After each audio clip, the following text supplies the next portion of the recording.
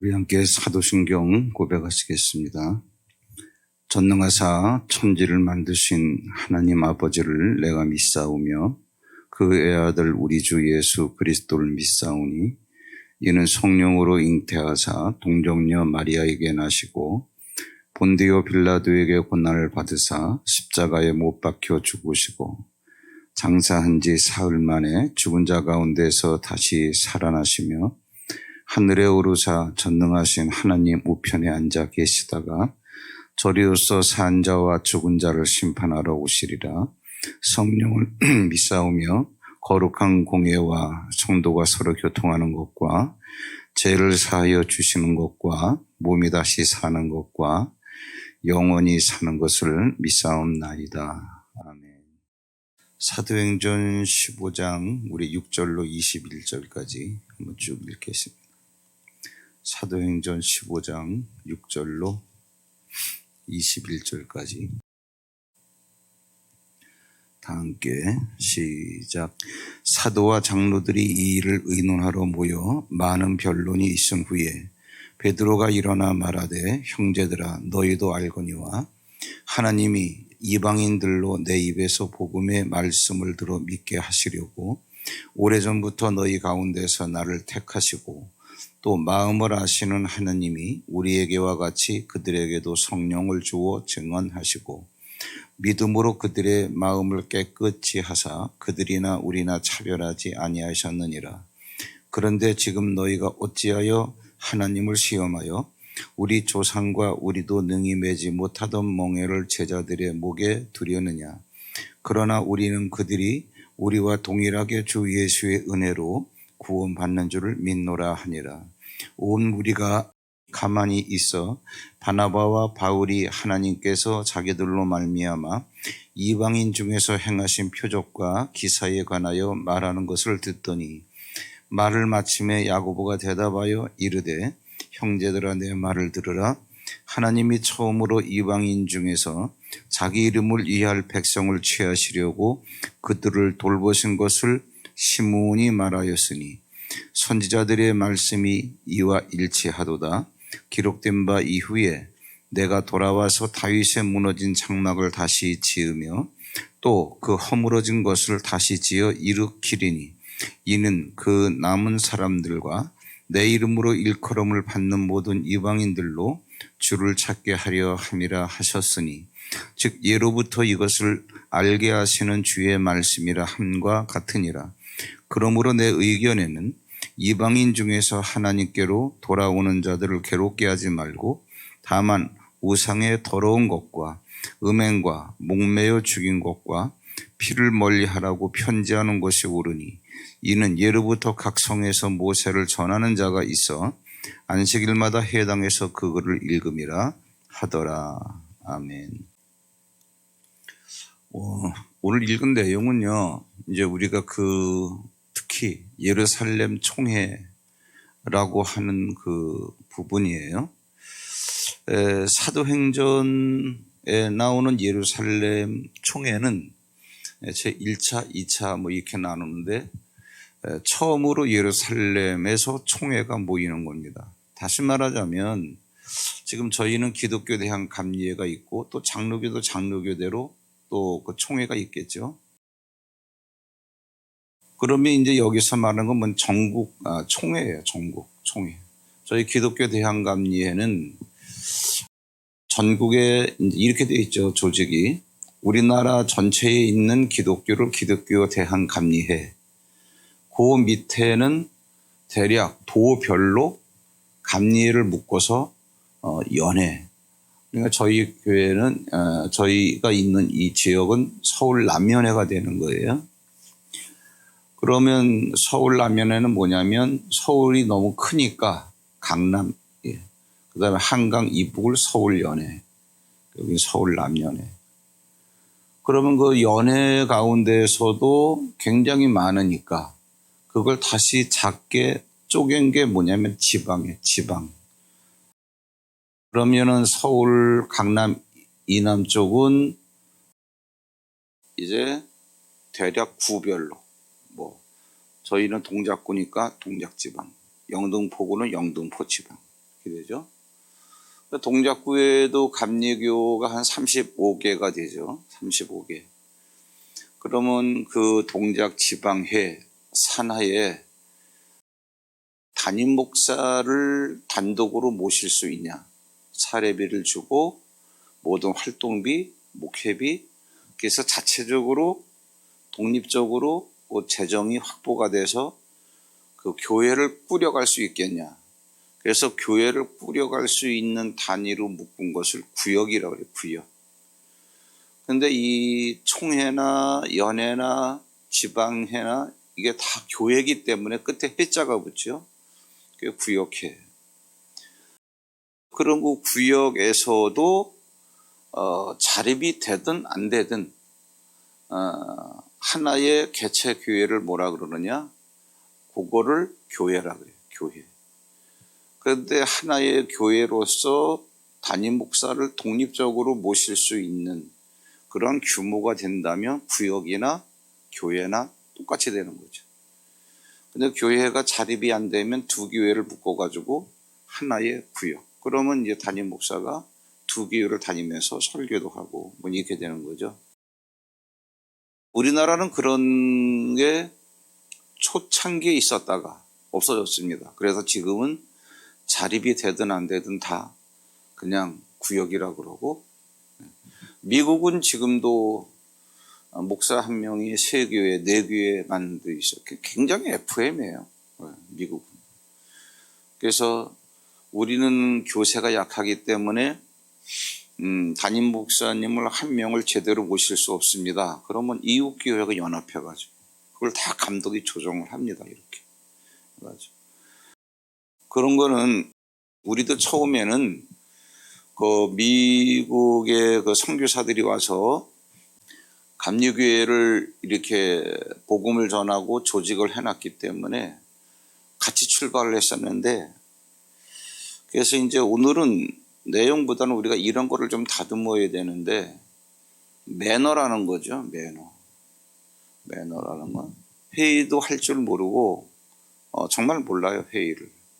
권위에 대해서 순복도 할 줄 모르고, 조직에 대해서 조직원으로서 어떻게 처신해야 될까 이것도 몰라요.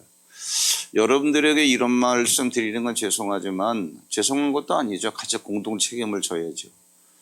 지금은 뭐냐 하면 교회가 질서도 없고 권위도 없어요. 성도 수가 많고 어떻게 하다가 그냥 재정이 많아지면 왕이에요. 이거는 굉장히 천박한 태도고 무지한 태도입니다. 인격이 전혀 형성이 안 된 거예요. 그러다 보니까 통제가 안 되는 거예요. 그러다 보니까는 교계에 무리를 일으키고, 그러다 보니까 세상으로부터 욕을 먹고, 어떻게 예배당에 경찰력이 동원될 수가 있어요? 경찰력이 동원되는 이유는 불렀기 때문에 온 거고, 왜 불렀냐? 자기의 이권, 헤게모니, 이거를 놓지 않으려고. 이게 근시안적으로 보면은 내 배는 부른데, 거시적인 눈으로 보면은 모두가 망하는 거예요. 굉장히 미련한 짓입니다. 굉장히. 2단으로 빠지는 것도 문제지만 2단이 아니라 할지라도 자멸이죠. 자멸. 좀 이제 세계사의 흐름을 봐도 그래요. 세계사의 흐름을 보더라도 유럽이 왜 망했냐? 밖에서 유럽이 아닌 세력이, 걔들도 사람인데 아무리 미개하다 할지라도 커갈 거 아니겠습니까? 그러면 주변에 있는 그 국가의 세력이 커가는 거를 보지를 못해요. 왜? 우리들끼리 싸우나. 30년 전쟁이라고 타이틀이 붙여진 것은 뭐냐면 아무것도 아니에요. 발단은 정말 아무것도 아닌데, 같은 그러한 그 캐토릭하고 개신교끼리 이거 치고받고 싸우느라고 30년 동안, 그러느라고 30년 동안 싸웠다 그러면 남자들은 거의 다 나가서 죽은 거고요. 그 다음에 모든 그 시설 같은 건 다 파괴가 된 거고요. 이럴 때 그 내부에서 힘을 키워왔던 이 민족들이 들이닥치는 건 아무것도 아니죠. 그 역사라는 게 여러분 큰 눈으로 보면 흥망성쇠의 파노라마가 다 이런 겁니다. 똑같아요. 다를 바가 하나도 없어요. 수도원도 마찬가지. 수도원도. 왜 수백 개의 그러한 개수로도 수백 개가 되지만 이 세월 속에서 구분을 하라 그래도 제가 보기에 한 십수 세대를 나눠가지고 천년이라고 하는 시간. 처음에는 정말 예수 그리스도를 위해서 생명 바치겠다라고. 저도 예외는 아니에요. 생명 바치겠다라고 광야로 들어가서 그리고 수도원을 줘요. 그들의 열정이 얼마나 대단했는지 상상을 초월합니다. 물론 방법은 잘못된 것도 굉장히 많이 있지만 예를 들어가지고 세상과 끊고 예수님과 하나가 되기 위해서 탑을 쌓아요. 돌로다가. 탑을 쭉 쌓아 올라가는데 이 탑의 단면적이 얼마나 되느냐. 요만합니다. 여기. 가로 세로 50cm. 요만해요. 쫙 한 10m 되는 탑을 쌓아놓고 내려올 수가 없죠. 제자들이 밥을 갖다 줘야 거기서 먹고. 잠을 어떻게 자냐? 앉아요. 앉아서 고행을 하는 거죠. 그건 잘못된 겁니다. 방법론적으로는 잘못된 건데 예수가 오신 이후에도 그렇게 잘못된 건데 우리가 그러니까 항상 무조건 흑백 논리로 이거 흑이야 백이야 이렇게 자르면 안 되는 거고요. 모든 게 다 잘못된 건 아니죠. 정말 주님을 만나고 주님과 함께 있고 싶은 그 마음은 대단한 거죠. 그렇기 때문에 잠을 안 자요. 자더라도 앉아서 자요. 자다 졸면 떨어져면 죽는 거예요. 그러니까는 보통 범인으로서는 범접하기가 어려운 거죠. 그럼 거기에서 그러한 태도를 보고 제자들이 막 모이는 경우도 있어요.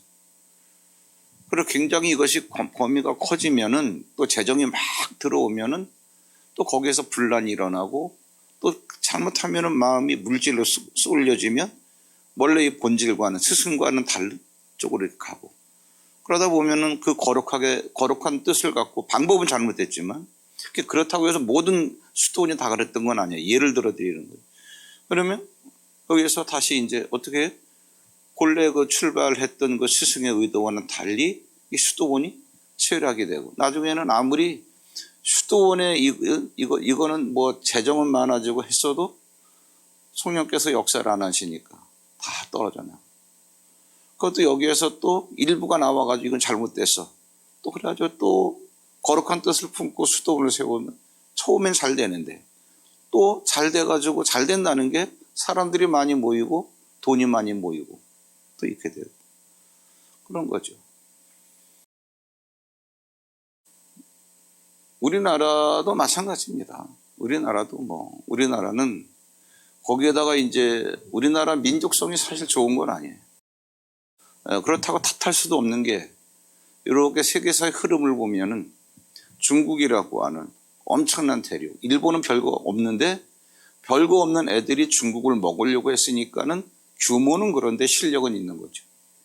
중국은 실력은 그런데 사람이 워낙 많은 거죠. 중세 때만 하더라도 세계 인구가 9억인데 중국이 3억이었어요. 3억. 그러니까는 사람의 힘으로 다 밀어붙이면 중국을 당할 나라가 없죠. 그런 세중간에 우리가 끼어 있습니다.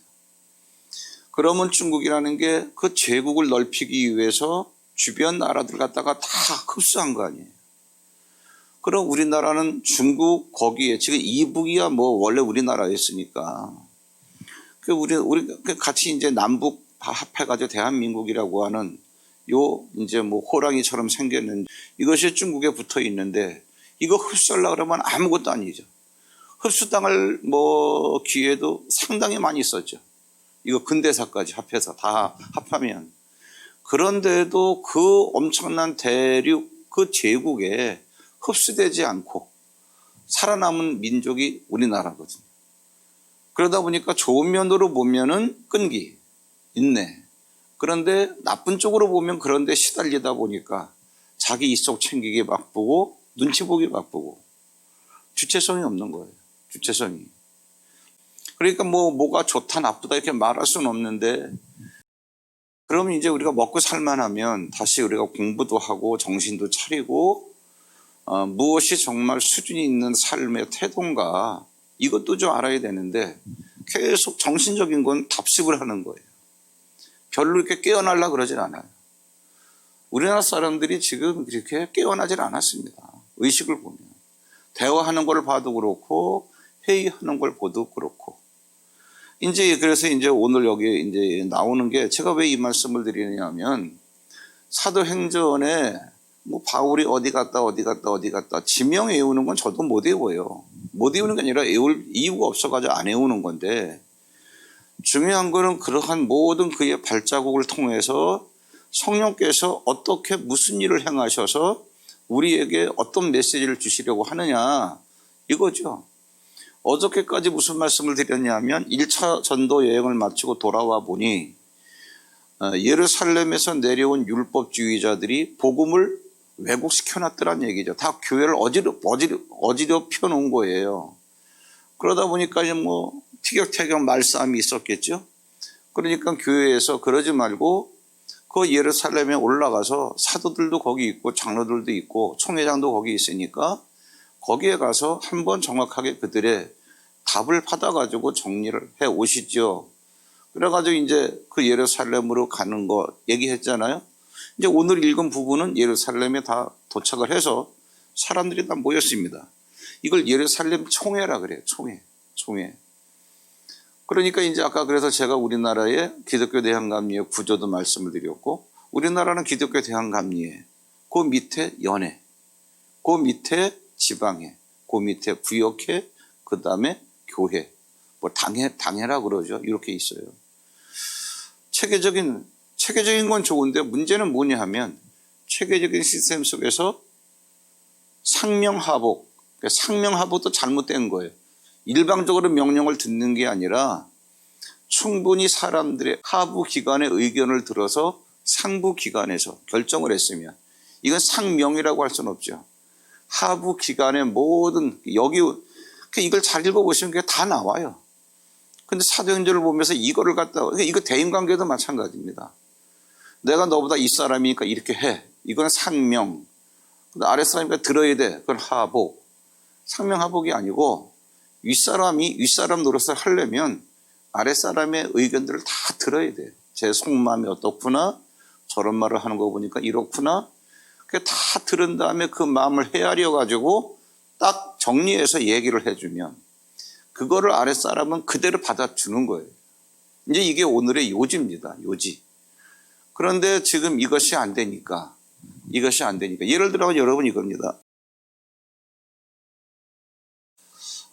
감리교가 그렇다는 게 아니라 감리교회를 예를 들어 아무래도 용어를 감리교 용어 써야 잘 알아들을 테니까 예를 들어 개교회 목사가 무리를 일으켰어요.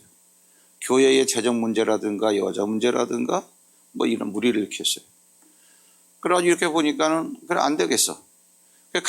그러면은 감독은 뭐냐 하면은 연회에서 한 명을 뽑는 거예요. 연회에서. 그 다음에 전국 총회에서 뽑는 건 감독회장이고. 그러면 서울 남년회에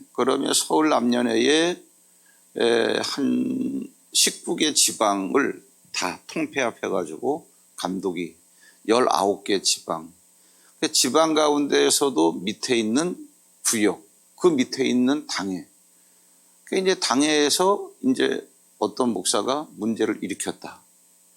그게 뭐 문제야 많을 수 있죠. 뭐 교회 공금 횡령이라든가, 뭐 여자 문제라든가, 또 뭐 다른 뭐 대표적으로 그렇죠. 뭐 해봤자 뭐 그런. 그래가지고 무리를 일으켜서 그러면 쭉 얘기가 돼가지고 뭐 교회도 재판이 있으니까 교회 그 재판 연회에서 하는 거예요. 해가지고 감독이 예를 들어가지고 뭐 여러 가지 뭐 판결을 내릴 수가 있겠죠. 행정 처리를 할 수 있겠죠. 뭐 직임정지라든가 아니면 심지어는 심각한 경우에 출교 같은 거. 이단으로 빠졌다 그 목사가 이런 무리를 일으키면 출교. 그러면 출교 조치를 했으면 교회를 나가야죠. 안 나갑니다. 사회재판에 걸어가지고 또 뭐 이상한 짓을 하고. 이게 지금 굉장히 많아요. 이게 뭐냐. 그만큼 나는 너한테 대항할 수 있어. 감독이라 할지, 감독 회장 말도 안 들어요. 등치가 크면. 이게 뭐냐? 물리력으로 대항하는 거예요. 권위에 순복할 줄 모르고. 그러니까 여러분, 이게 똑같습니다. 이런 말씀 드리면은 여러분이, 여자분들은 기분 안 좋아할 수도 있는데, 부부관계에서 남자와 여자의 의견이 다를 경우는 어떻게 하느냐?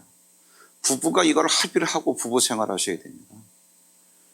이건 차별이 아니고 구별이에요. 성경에서 뭐라 그러느냐? 남자의 말을 듣게 돼 있어요. 그래서 남편을 사모하라. 이 얘기는 한 남자만 바라봐라, 그 얘기거든요. 그렇다고 해서 여자가 로버트가 아니라 충분히 여자도 한 인격체로서 남자들이 동등합니다. 그래서 남자가 여자에게 낳고 여자는 여자에게서 낳고 남자는 여자로부터 나왔고, 바울도 그런 얘기 하죠. 그러나 최종 이견이 있을 때는 최종적인 결론은 이렇게 남자가 이렇게 따라라. 룰이에요, 룰. 여자의 말을 듣지 않고 의견도 고려하지 않고 이렇게 저렇게 뭐 종부리듯이 부리는 건 문제가 있지만, 그게 아니라, 그럼 너는 너대로 나는 나대로 서로를 만족시켜 주려면 만족시켜 줄 수 없으니까는 깨지는 거예요. 그러니까 이제 이혼하는 거죠. 왜? 자기 생각이 관철이 안 되고 만족을 못 하니까. 그리고 같이 살려고 결혼한 거 아니겠어요? 이견 있을 때 어떻게 되냐? 하나님께서 정해놓으셨어요. 남자의 말을. 그런데 지금 그런가요? 안 그렇죠. 조금 여자가 밖에 나가서 돈 많이 벌었다, 경제권이 있다 그러면 남자를 우습게 알잖아요. 말빨이 세지는 거예요, 이게. 또 거기에 대해서 남자들은 현실이 그러니까 어쩔 수 없이 이제 뭐 기죽어 지내는 남자들도 많고, 이러다 보니까는 명목적으로는 이것이 봉합이 되어 있는데 실질적으로는 부부 생활이 안 돼요. 교회가 지금 그렇습니다. 이 정도예요. 이 정도 교회가. 여러분들도 이제 교회의 한 몫이기 때문에, 교회는 믿는 사람들의 모임이니까 믿는 사람 하나하나가 다 교회를 이루어가는 개체란 말이에요. 그러니까 이런 걸 알아두셔야 돼요. 이런 거를. 자, 그럼 이제 이 얘기를 왜 하느냐면, 이거는 지금 오늘 본문에 나오는 문제는 단순한 문제가 아니에요. 뭐냐? 이제까지 예루살렘에서 본부를 두고 사도들을 중심으로 해서 복음이 쫙쫙 펼쳐져 나가는데, 이 사람들이, 여러분 이걸 이해하셔야 됩니다. 복음을 전한다 할지라도 체질적으로는 율법주의에 쩔어서 살아왔던 사람들이에요. 그러니까 베드로도 나중에 이제 사도행전 읽다 보면은 나중에 이제 막 실수하는 그런 장면이 나옵니다. 왜? 체질이 율법주의에 매여 있던 사람들. 그랬잖아요. 겉으로 볼 때는 다 똑같은 유대교 안에 있다가 어느 날 예수님의 가르침을 받고, 그 가르침 맞아. 그래서 성령의 인도하심을 받아 따로 여기서 나와서 이룬 게 이제는 초대교회라 그랬으니까. 그러니까 남들이 볼 때 유대교, 그 다음에 초대교회, 그렇다 할지라도 이들이 말로는 복음이라 그러는데 행동으로는 율법주의에 젖어 있는 생각을 버리지 못할 때가 많단 말이에요. 그러니까 이러한 상황에서 복음을 전한다 그러지만 지금 어떤 문제를 가지고 왔냐면, 바울이 다니면서 이방인들은 할례받지 마라, 그 다음에 모세 율법도 지키지 마라라고 가르치더라. 이러면 본능적으로 나오는 게 뭐냐면 혈기입니다. 어떻게 그럴 수가 있어. 왜? 이들이 지금 체질적으로 형성된 게 그거거든요. 그러니까 이걸 갖다 예수의 가르침을, 지금 여러분 유대에서 내려온 어떤 자들이 이 얘기가 머리로는 알고 있어요. 복음이 어떻다는 거. 예수가 우리 죄를 사하셨다. 다 알고 있는데 몸이 말을 안 듣는 거예요.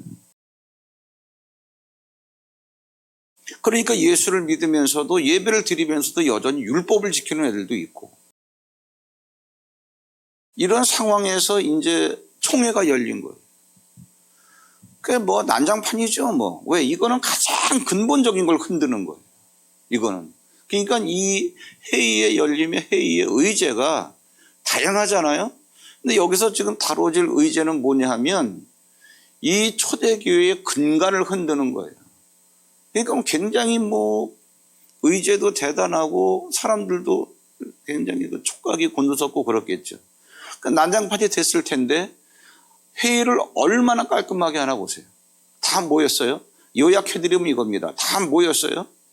다 모였는데 모인 사람 가운데는 총회장이 야고보입니다. 그 야고보는 누구냐면 예수님의 동생이에요. 예수님의 동생. 예수님의 동생인 야고보가 총회장 됐다는 것마저 대단한 거예요. 왜 그러냐? 12사도가 있는데 물론 이제 이렇게 한 명은 죽고 또 그다음에 다시 마띠아가 보선이 돼가지고 12명이 구성됐죠. 그럼 사도라고 하는 것은 기본적으로 이러한 초대교회를 있게끔 한, 존재하게끔 한 장본인들이에요.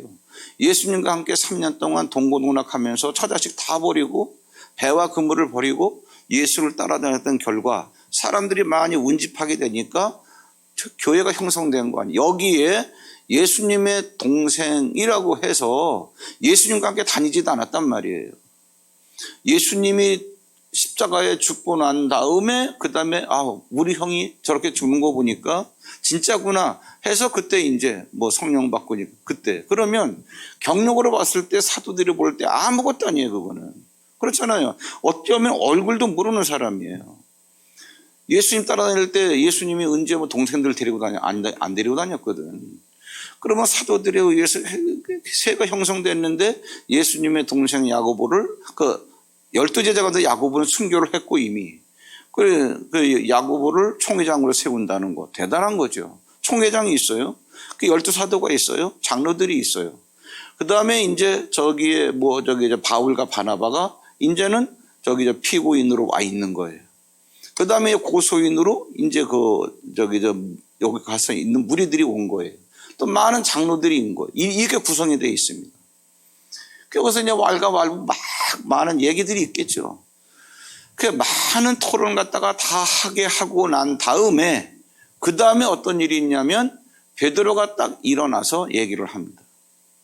많은 얘기를 들은 다음에 베드로가 일어나서 내가 고넬료라고는 안 나왔는데 이게 그 얘기하는 거예요. 우리 10장에서 얘기 다뤘죠. 이방인 고넬료가 나를 초청하기로 내가 갔다.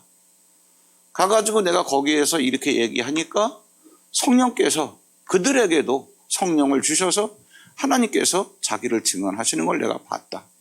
그러니 꼭 어떻게 할례받아라 뭐 해라 우리가 어떻게 그러한 것들을 그들에게 얘기하겠냐.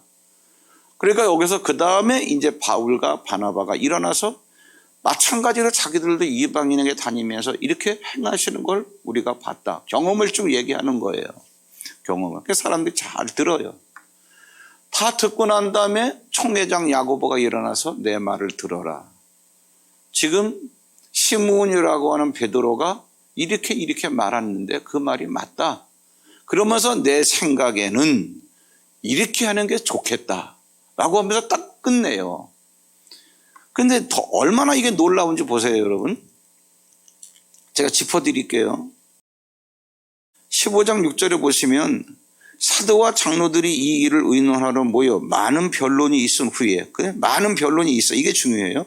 많은 변론이 있은 후에 베드로가 일어나서 말하되 쭉 얘기하죠. 그래서 이제 그 베드로가 하는 얘기를 들어요. 11절까지. 그 다음에 12절에 온 무리가 가만히 있어 바나바와 바울이 하나님께서 자기들로 말미암아 이방인 중에서 행하신 표적과 기사에 관하여 말하는 것을 듣더니 가만히 있으면서 이게 또 들어요. 근데 여러분 들을 수 있나요? 우리나라 회의하는 거 보면 교회고 뭐고 똑같습니다. 일단 딱 감정이 상하고 내 생각과 틀리면 들으려고 안 해요. 그래서 회의하다 싸우는 이유가 그거예요. 회의는 회의대로 하면 돼요. 이 사람 생각이 어떻고 저 사람 생각이 어떻고 쭉 듣는 거예요. 그런데 아까 우리나라 민족성이 그렇듯이 다혈질이기도 하고 살아남기 위해서 역사 속에서 형성된 그런 기질이다 보니 이렇게 쭉 얘기하는데 내 생각이 틀리면 바로 치고 들어오죠. 상대방 말이 끝나지도 않았는데 굉장히 무식한 거예요. 여러분 그런 걸 알아두셔야 돼요. 뭐냐, 상대방 말이 저급하건 틀렸건 내 감정에 반하건 어쨌건 그 사람이 마침표를 끊을 때까지는 가만히 있어야 돼요. 그런데 내용 전개하는데 내 마음에 안 들어 치고 들어오고 반론 제기하고 큰 소리 내고 목소리 크면 이긴다는 식으로다가 그거는 깡패나는 짓이에요. 회의는 그렇게 하는 게 아니에요. 가만히 보세요. 여기서 뭐를 얘기하나? 그 12절에 보시면 온 무리가 가만히 있어. 바나바와 바울이 하나님께서 자기들로 말미암아 이방인 중에서 행하신 표적과 기사간에 말한 것 듣더니 다 듣고 있지요. 말을 마침에 보세요. 13절 말을 마치니까 야고보가 대답하여 이르되 그 말을 마칠 때까지 들어주는 거예요. 네. 시간이 없다. 그러면 2차 회의 열면 되는 거고. 네. 남들은 다 들으려고 그러는데 나만 시간이 없다. 그러면 내 개인적인 문제니까 나는 빠져야죠. 이렇게 하는 거예요. 그 다음에 야고보가 누구냐? 총회장이라고 했습니다. 14절에 하나님이 처음으로 이방인 중에서 자기 이름을 위할 백성을 취하시려고 그들을 돌보신 것을 시므온이 말하였으니 이 시므온인데 시므온이 누구냐? 베드로의 애칭이죠. 그러니까 여기서 이제 애정을 갖고 얘기하는 거예요. 베드로가 말하였는데 구약에 기록된 말씀도 베드로와 똑같다. 쭉 얘기하다가 19절에 보시면 그러므로 내 의견에는 이방인 중에서 하나님께로 돌아오는 것을 괴롭게 하지 말고 자 야고 총회장의 의견입니다. 이방인 중에서 하나님께로 돌아오는 자들을 괴롭게 하지 말고 다만 우상의 더러운 것과 음행과 목매어 죽인 것과 피를 멀리하라고 편지하는 것이 옳으니 이는 예로부터 각 성에서 모세를 전하는 자가 있어 안식일마다 해당해서 그 글을 읽음이라. 요까지가 야고보의 말이에요. 하더라 그랬습니다. 그러니까 야고보가 뭐라 그러는 거 아니? 각 해당에서 매 주일마다 율법을 이렇게 해당장들이 읽어주고 지금도 하고 있는데 무조건 율법 지킬 필요 없어. 그러면은 그것도 그렇고 율법을 지켜. 그것도 그렇고. 그래서 이거는 복음에 저촉되지 않는 한 아무리 복음이라 할지라도 피를 먹는 것이나 뭐 하는 것이나 극단적인 거 이런 것만 제외하고는 율법을 지키는 것이나 뭐 이렇게 할례를 받으라고 하는 것이나 그런 건 다 무거운 짐을 매게 하지 말자. 그러니까는 겉모양으로 볼 때는 이게 99%의 율법을 지키지 않는 거와 일부러의 율법을 지키는 거에 어떠한 절충으로 보이는데 실제는 율법을 지키는 것처럼 보이는 요소라 할지라도 이것이 복음 안에 다 들어가 있는 내용. 이게 결론을 내린 거예요. 이건 그러면서 이제 중요한 건 이거죠. 우리는 그걸 따지는 것보다도 이게 굉장히 중요한 건데요. 19절에 보시면은 그러므로 내 의견에는 이렇다. 자기 의견을 얘기한 거예요. 총회장이. 그 회의가 끝났어요. 21절로. 그러면 이제 총회장이 정리해 준 그 내용을 갖고 편지를 써서 보내는데 편지 말미에 뭐라고 적었나 보세요. 25절에 사람을 택하여 우리 주 예수 그리스도의 이름을 위하여 생명을 아끼지 아니하는 자인 우리가 사랑하는 바나바와 바울과 함께 너희에게 보내기를 만장일치로 결정하였노라. 이 만장일치가 뭐냐 하면 보내는 걸 만장일치로 결정한 게 아니라 이러한 총회의 내용을 우리가 만장일치로 결정을 해서 이것을 편지를 써가지고 너희들 안디옥 교회에 바울과 바나바를 이 사람들 편에 편지를 줘서 보낸다. 그러니까 만장일치로 결정한 건 뭐냐면 회의를 만장일치로 결정했다는 거예요. 그런데 여러분 사람끼리 모여서 회의를 하는데 만장일치가 있을 수 있나요? 만 명이 모여가지고 회의를 하는데 안 나오죠. 그런데 문제는 뭐냐? 책에 있는 회의와 권위에 순복할 줄 아는 중심, 인격이 있기 때문에 만장일치가 가능해요. 체계적으로 다 들은 다음에 할 말 다 들은 다음에 총회장이 딱 내 의견에는 이렇다 그러는 이것도 총회장의 의견일 뿐이에요.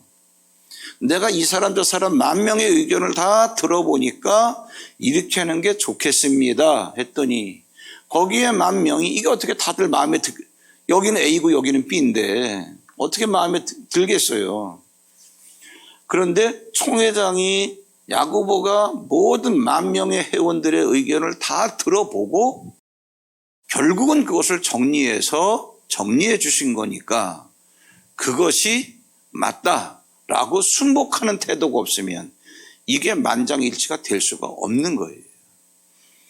이것을 여러분, 우리가 교회 회의나 여러분이 밖에 나가서 처신하거나 심지어 부부관계나 심지어 이것이 부모와 자녀 관계에 똑같이 적용된 겁니다. 이것을 자녀에게 이것을 틀을 알려주시면 그 무대뽀에 이렇게 저렇게 자기 소유물인 것처럼 자식을 그렇게 대하니까 반발감이 일어나고 관계가 깨지는 거. 그게 아니라 너 왜 그러니? 너 왜 이렇게 우냐? 너 왜 이렇게 힘들어하냐? 얘기를 쭉 들은 다음에 엄마 생각에 아빠 생각엔 이렇게 하는 게 좋은 것 같다. 얘기해 주면 그 자식이 막대 먹은 자식이 아니라면 설령 엄마 말이 다 자기 마음에 안 들어도 알았어요. 이렇게 하는 거예요. 이렇게 하는 거예요. 부부관계도 마찬가지예요. 부부관계도. 그래서 상대 얘기를 듣지도 아니하고 무조건 딱 대적하는 현상을 보고 자기가 해석을 하고 판단을 해서 이거야. 자기의 생각도 아니야. 어떨 때는. 자기의 어떤 짐작으로 딱딱하니. 이게 굉장히 무지한 태도입니다. 무지한 태도예요. 위에 있는 사람도 그래서는 안 되고요. 아래에 있는 사람도 그래서는 안 되고.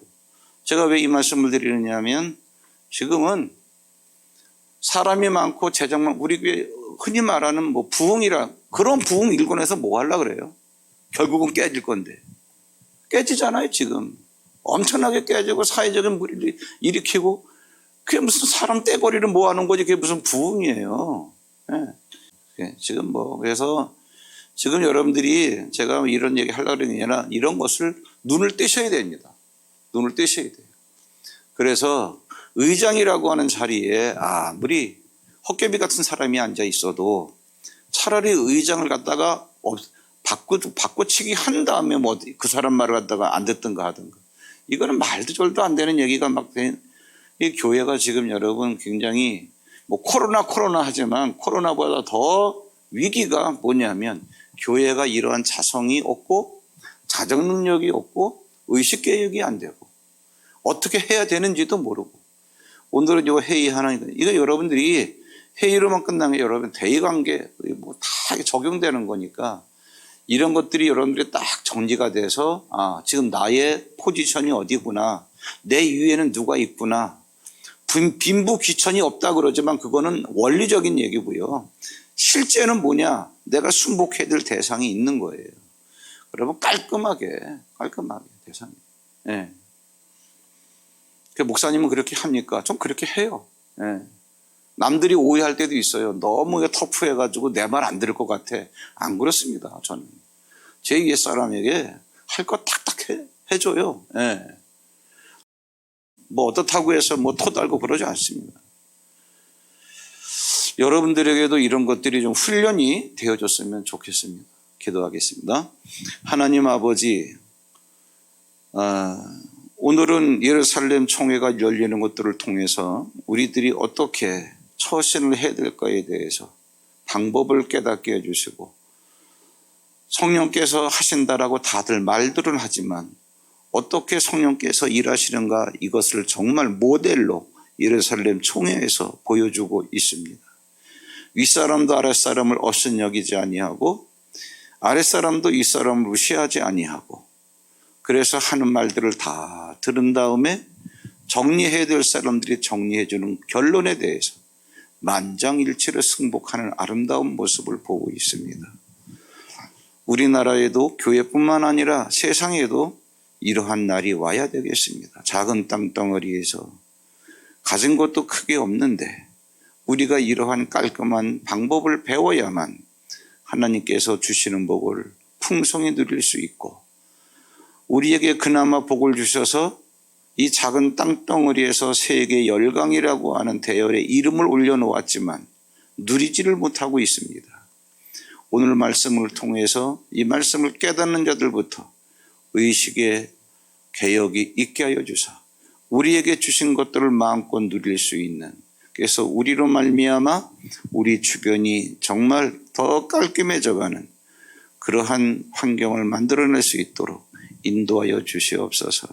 오늘도 주 앞에 1000번제를 준비해 싸우니 귀한 1000번제를 주께서 받으시고 아름다운 것들로 응답해 주시는 것을 경험하게 하옵소서. 예수님의 이름으로 감사하고 축복 기도하옵나이다. 아멘. 하늘에 계신 우리 아버지여, 이름이 거룩히 여김을 받으시오며 나라 임하옵시며 뜻이 하늘에서 이룬 것 같이 땅에서도 이루어지이다. 오늘날 우리에게 일용할 양식을 주옵시고 우리가 우리에게 죄 지은 자를 사하여 준 것 같이 우리 죄를 사하여 주옵시고 우리를 시험에 들게 하지 마옵시고 다만 악에서 구하옵소서. 대개 나라와 권세와 영광이 아버지께 영원히 있사옵나이다. 아멘. 자유롭게 기도하시고 돌아가시기 바랍니다.